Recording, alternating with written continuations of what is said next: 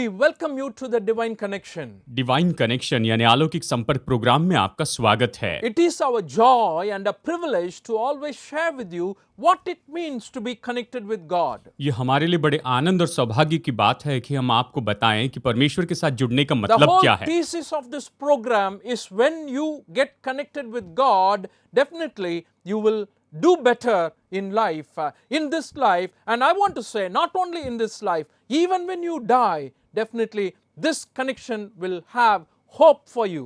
और मैं यही कहना चाहूंगा कि जब आप परमेश्वर के साथ में जुड़ जाते हैं तो केवल इसी जीवन में नहीं लेकिन मरने के बाद के जीवन में भी ये संपर्क आपके लिए बहुत ही अद्भुत रीति से काम करेगा।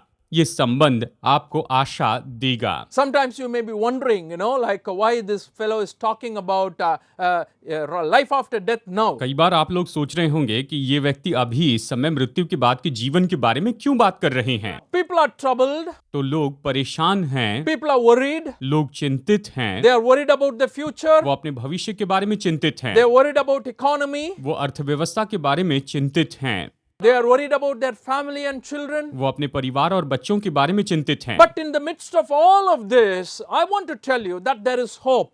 लेकिन इन सारी बातों के बीच में मैं आपको बताना चाहता हूं कि निश्चय ही आशा है। There is still a future. अभी भी भविष्य है। Not because of you, ये आपके कारण नहीं not है because of what is happening around the world or the people of the world, या संसार के लोगों के साथ में क्या हो रहा है उसके कारण नहीं, but because someone who has created this world and is controlling this world, he can cause a great change, an unexpected change with his power. लेकिन ऐसा व्यक्ति जिसने संसार को बनाया है वो तो अपनी सामर्थ के द्वारा वो परमेश्वर बहुत ही अद्भुत काम कर सकता है, बदलाव ला सकता है। If you have been following our program, we've been talking about the miracles of Jesus आप Christ. हमारे प्रोग्राम को देख रहे होंगे तो आप जानते हैं कि हम यीशु ने किए चमत्कारों का Oh, अध्ययन कर रहे Jesus हैं, Christ performed many miracles. क्योंकि प्रभु यीशु मसीह ने बहुत से चमत्कार You know, किए in the थे। very introduction part, I remember saying, not every one of them are written in the book. और जैसे शुरुआत में मैंने आपसे कहा कि यीशु मसीह ने किए सारे चमत्कार इस किताब में लिखे नहीं गए हैं, Only chosen ones. केवल कुछ चुने हुओं को यहाँ पर लिखा गया है।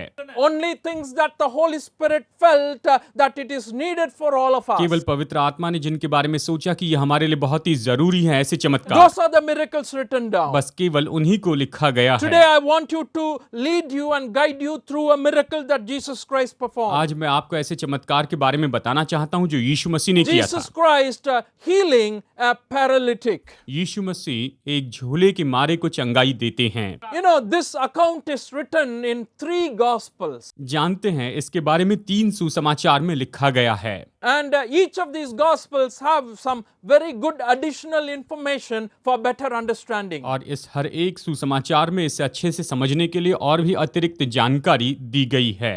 I just want to mention the reference and narrate the story. मैं इसके संदर्भ बताकर आपको ये कहानी बताना चाहता हूँ। हम इसके संदर्भ को देखेंगे। In the Gospel of Matthew chapter 9 verses 1 to 8, you read this story. मत्ती रचित सुसमाचार अध्याय 9 वचन 1 से 8 में आप ये कहानी पढ़ते In the हैं। Gospel of Mark chapter 2 verses 1 to 12, you read the very same story. मरकुस रचित सुसमाचार अध्याय 2 वचन 1 से 12 में आप इसके बारे में पढ़ते हैं। In the Gospel of Luke chapter 5 verses 17 to 26, we read about this. लूका रचित सुसमाचार अध्याय 5 वचन 17 से 26 में हम इसके बारे में पढ़ते हैं Jesus Christ is healing a paralytic. कि यीशु मसीह यहाँ पर एक झोले के मारे को चंगाई दे रहे हैं। You know, paralysis is a major problem in the world. देखिए संसार में लकवा ये एक बहुत बड़ी समस्या बन गया है। Oh, in the Bible itself, not only this incident, even in the Old Testament, almost, there are 30 times this word is used. Bible में केवल इसी घटना में नहीं लेकिन पुराने नियम में भी हम देख सकते हैं सब मिलाकर लगभग 30 बार इस शब्द का It is उपयोग हुआ। used for different people. It is sometimes used for nations that are not functioning. इसका उपयोग अलग अलग लोगों के लिए किया गया और जो देश सही काम नहीं कर रहे थे उनके लिए भी उपयोग किया गया है। This disease is known by the complete loss of power of motion. ये जो बीमारी है इससे इस तरह से जाना जाता है कि वो हाथ या पैर जो है वो काम नहीं कर पाता है। And also it affects the motor centers of the brain or the spinal cord. और साथ ही ये दिमाग और स्पाइनल कॉर्ड के मोटर सेंटर पर प्रभाव डालता है, जिसके कारण वो भी काम नहीं कर पाते हैं। Sometimes it is referred to as by the word palsy in English. कई बार इसके बारे में पल्सी यानी झोले का मारा हुआ ये शब्द So उपयोग it is किया a गया। very, very serious problem. यानी ये तो बहुत ही गंभीर समस्या थी। Usually, your hands are like inflexible, यानी आपका हाथ जो है वो लचीले रूप में काम नहीं कर पाता है, and it happens all of a sudden. और ये जो समस्या ये तो बस अचानक ही आ जाती है। Perhaps you might have witnessed this disease in your known contact. शायद हो सकता है कि आपके परिचित लोगों में से किसी को ये बीमारी हुई Suddenly, है, one whole side, one right side is fully paralyzed. यानी अचानक एक साइड या कहिए पूरी दाहिनी साइड अपाहिज हो जाती है, Sometimes left side.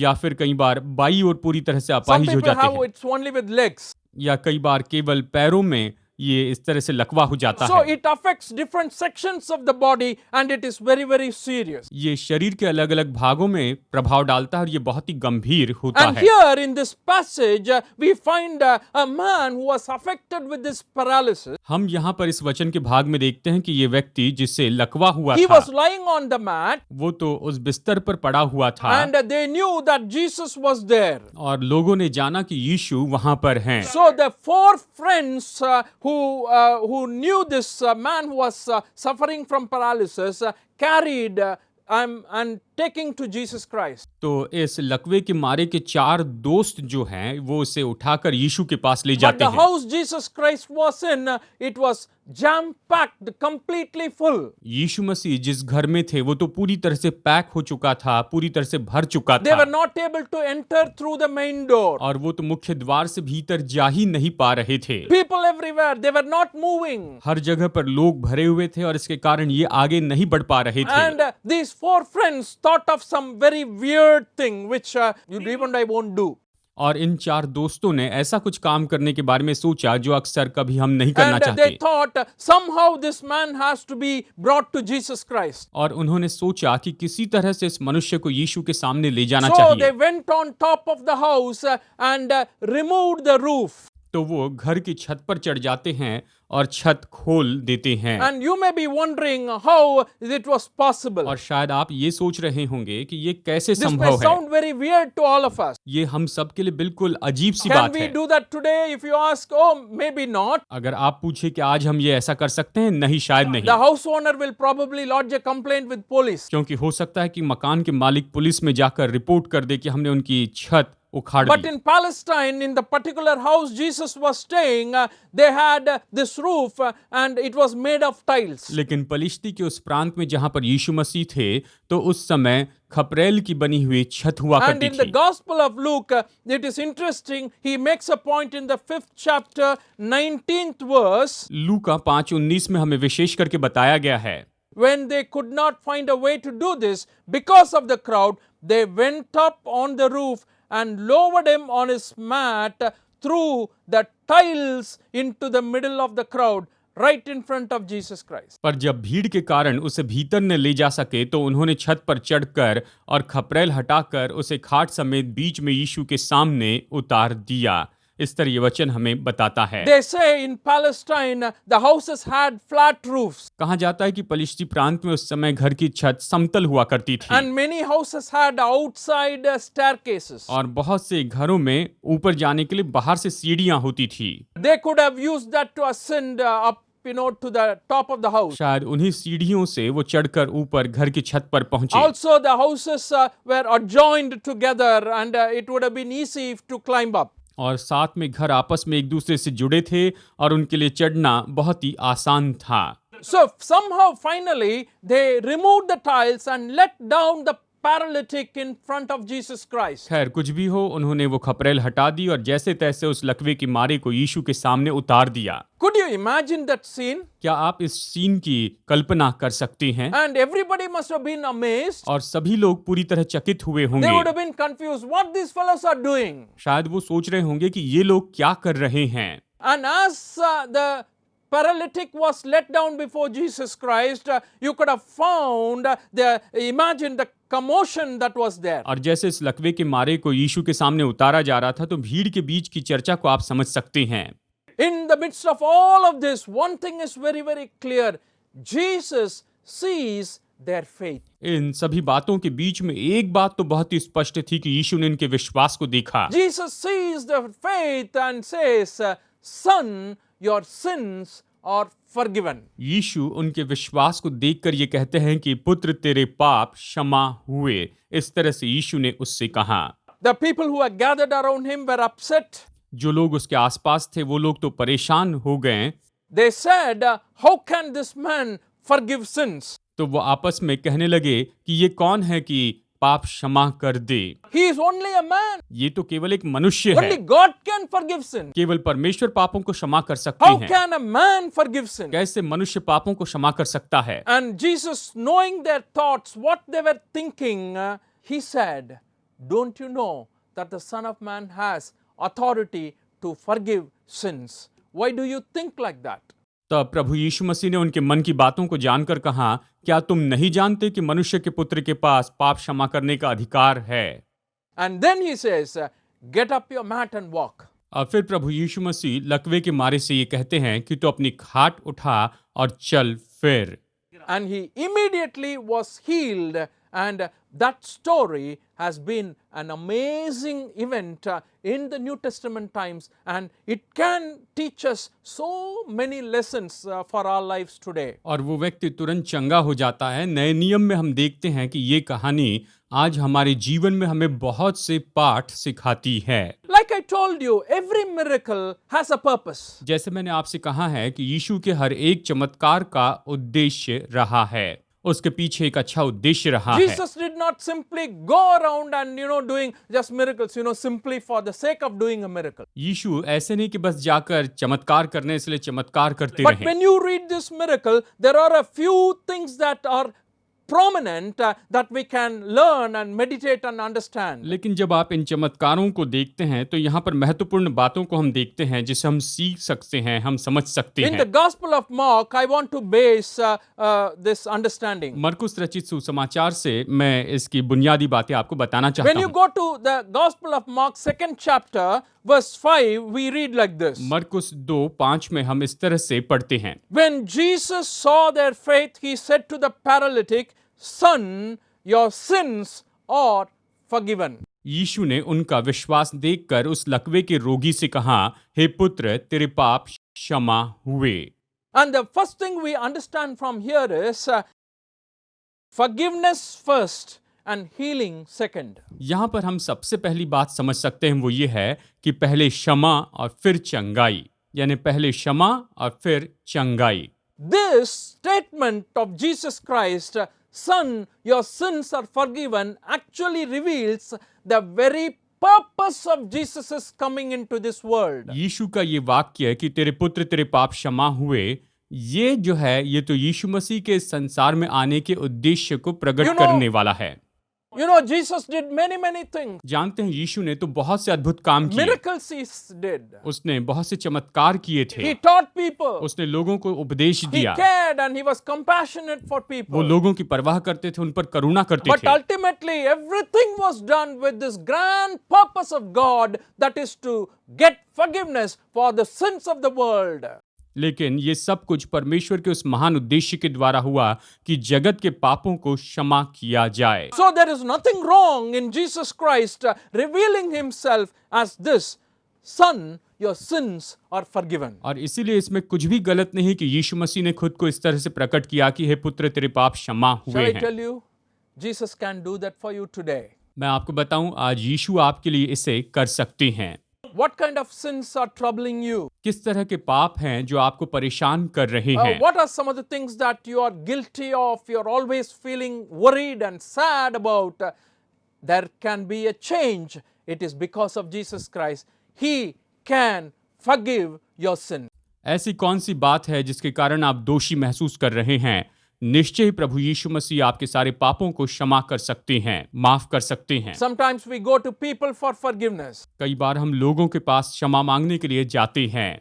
Sometimes we go to the pastor or the priest for forgiveness. कई बार हम पास्टर या प्रीस्ट के पास जाकर क्षमा मांगते हैं, And the fact we are learning here is only God can forgive sins. लेकिन यहाँ पर हम सच्चाई सीख रहे हैं कि केवल परमेश्वर ही पापों को क्षमा कर सकते हैं। So they came to Jesus Christ for healing from the paralysis. यानी ये तो यीशु से लकवे से चंगाई पाने के लिए आए थे, But Jesus Christ is providing actual healing for his soul. लेकिन प्रभु यीशु मसीह उसके प्राण के लिए, उसकी आत्मा के लिए असली चंगाई दे रहे हैं। He knew this is very, very important too. वो ये जानते थे कि ये भी बहुत महत्वपूर्ण बात है। So when he came into this world, he knew fully well that he wanted to do the will of the Father. That is his priority, and rest of the things are secondary. और जब वो इस संसार में आए तो वो जानते थे कि वो पिता की इच्छा पूरी करने के लिए आए हैं, ये प्राथमिकता थी, बाकी दूसरी So we बातें थी। understand here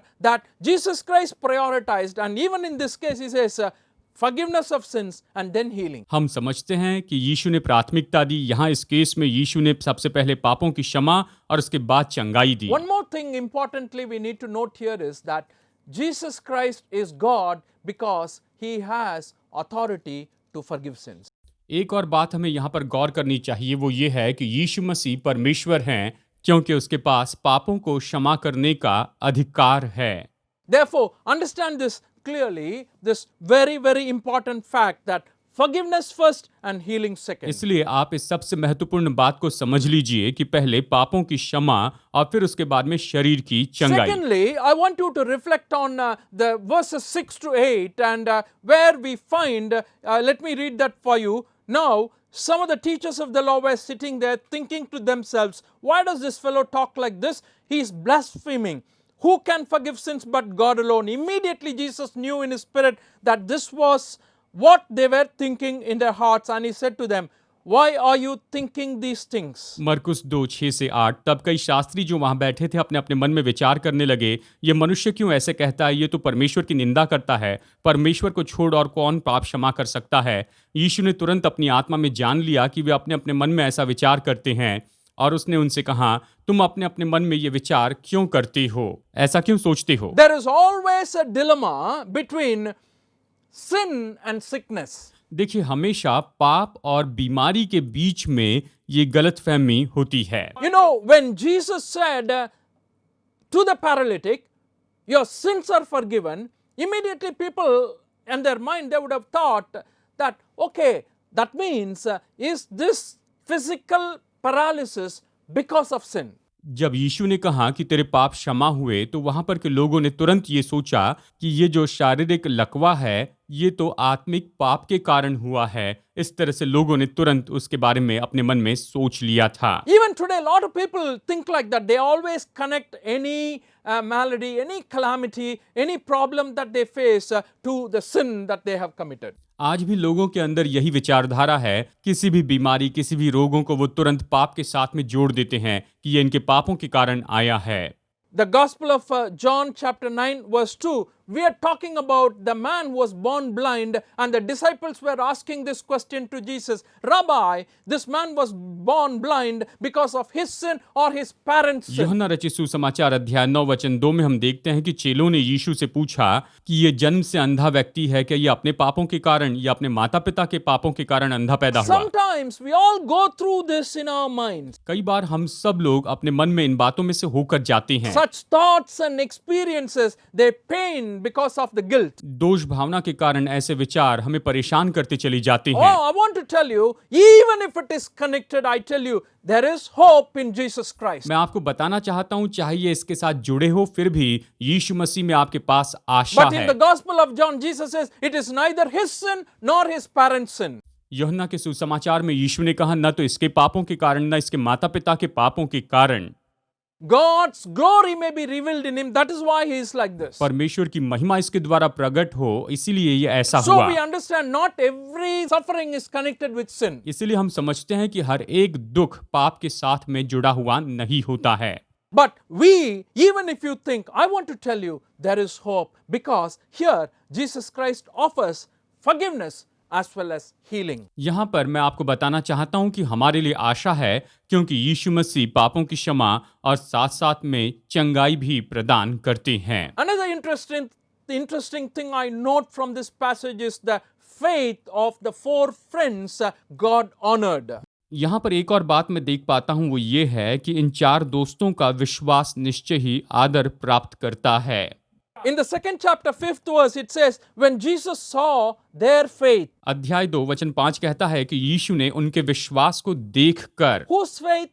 किनका विश्वास? The four friends who were letting down the paralytic into the presence of Jesus ये Christ. 4 मित्र जो उस लकवे के मारे को यीशु के सामने उसकी उपस्थिति में उतार रहे थे। So it is very important for us to realize that sometimes our personal faith is very, very important, and when we pray for others, sometimes we pray for people we have not seen, sometimes we pray for people we have not known, but our faith definitely can cause a great change in their life. हम इस बात को जान ले कि कई बार ऐसे लोगों के लिए हम प्रार्थना करते हैं जिनसे हम कभी मिले नहीं हैं, जिनके लिए हम प्रार्थना करते हैं, लेकिन निश्चय परमेश्वर हमारी प्रार्थना का उत्तर देते हैं और हमारे विश्वास के लिए हम बड़ा परिणाम प्राप्त करते हैं। We do get prayer requests in this program. इस प्रोग्राम में बहुत से लोग हमें प्रार्थना निवेदन भेजते हैं।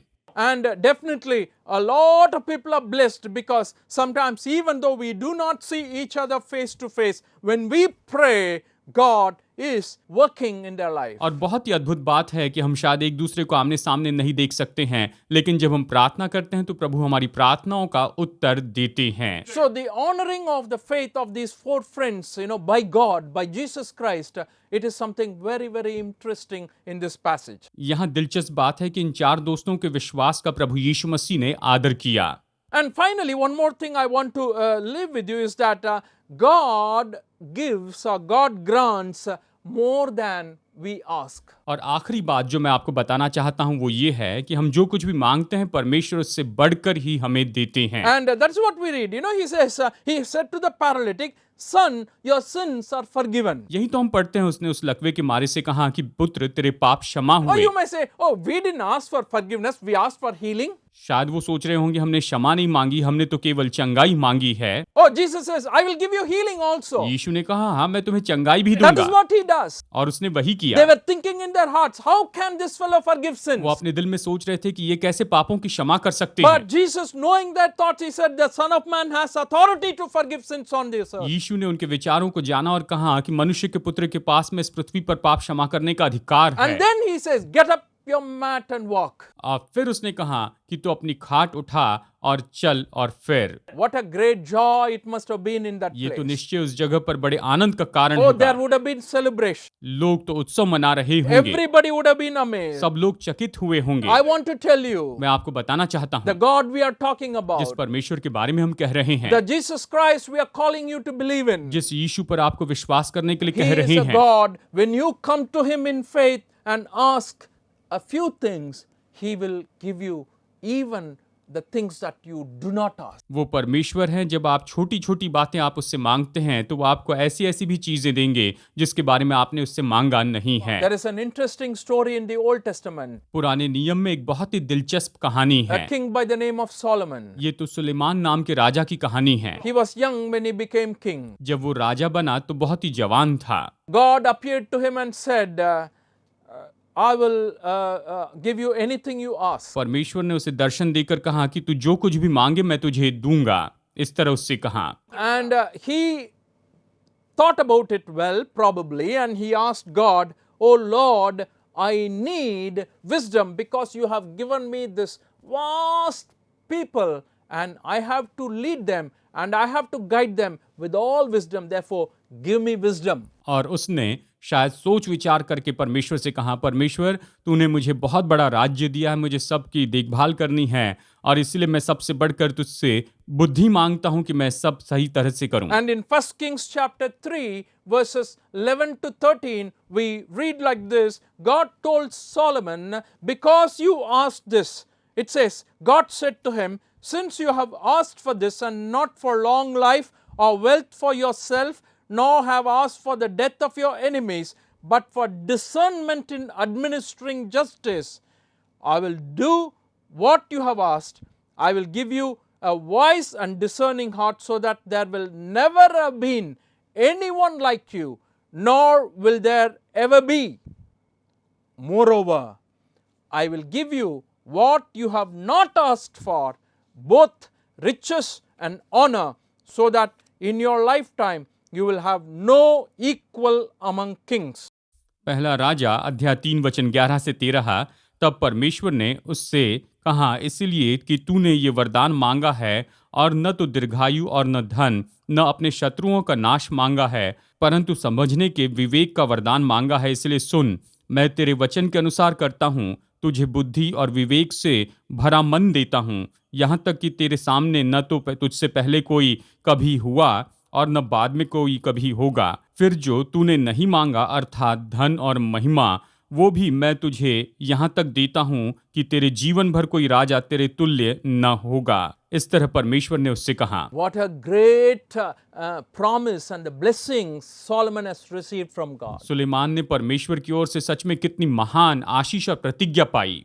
What he asked for and what he did not ask for, and everything is a blessing. उसने जो मांगा था वो भी मिला, और जो नहीं मांगा था वो भी मिला। सब कुछ आशीष के रूप में उससे मिल गया। My dear friends, it doesn't end there. मेरे दोस्तों, ये यहीं पर खत्म नहीं होता, It continues for you, और ये आपके लिए आगे बढ़ता है, to me, आपके और मेरे लिए। today. आज के दिन The book of Ephesians chapter 3 verse 20 says like this, Now to him who is able to do immeasurably more than all we ask or imagine, according to his power that is at work within us. इफिसियों 3:20 कहता है, अब जो ऐसा सामर्थ्य है कि हमारी विनती और समझ से कहीं अधिक काम कर सकता है, उस सामर्थ्य के अनुसार जो हम में कार्य करता है। इस तरह यह हमें बताता है, The Son of Man has power to forgive sins. मनुष्य के पुत्र के पास पाप क्षमा करने का अधिकार है। Do you need that? क्या आपको इसकी जरूरत है? You feel the need of Jesus in your life? क्या आप अपने जीवन में यीशु की जरूरत महसूस कर रहे हैं? Believe him today, तो आज उस पर विश्वास कीजिए। and he will grant you more than what you ask for. आपने जो कुछ भी मांगा वो उससे बढ़कर आपको देंगे। He is a generous God. वो उदार परमेश्वर हैं, He is a great God. वो महान परमेश्वर हैं। We preach today the same Jesus Christ who can impact your life. हम आज उसी यीशु का प्रचार कर रहे हैं जो आपके जीवन पर प्रभाव डाल सकता है। May God bless you and your family today. आज परमेश्वर आपको और आपके परिवार को बहुतायत से आशीष दे।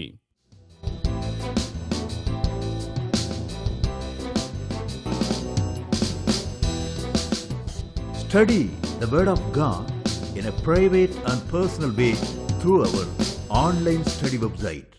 Contact number